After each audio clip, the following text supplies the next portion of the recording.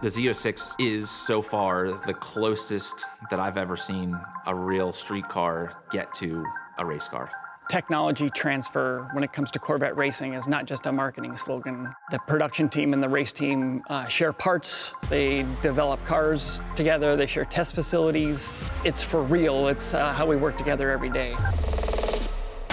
Racing is the ultimate test on the vehicle.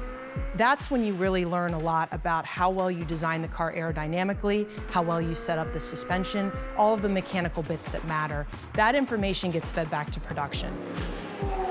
And people may think that racing is chaotic, but realistically you have one track with one or two drivers and very well-known tires, so you can pull out of the car data and conclusions that may be very difficult to get when you're driving on a public road. Probably our best example of tech transfer on the current C8R is the engine. It's been in the race car since we launched it in 2020. We've had 2 full years of racing hard miles on that engine, which means the LT6 that'll be in the production Z06 will be an even better version of what we found in the racing car. Having worked with Corvette racing now for many years and seeing the work between the racing engineering side and the production car engineering side, this is these two groups basically working closer together than ever before.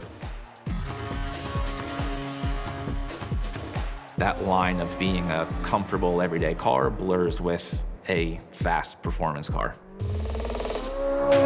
Race cars have different requirements that they need to meet than the production car. And in some cases, they're a little simpler because a production car needs to work in all different temperatures, including cold, as well as meet all the emissions requirements and all of the other government regulations that we have. It is surprising to some that the road car would have upwards of 150 more horsepower than the race car. Our technology transfer with the race team has always been that the race car is better because of the production car, and then the production car gets better because of the race car.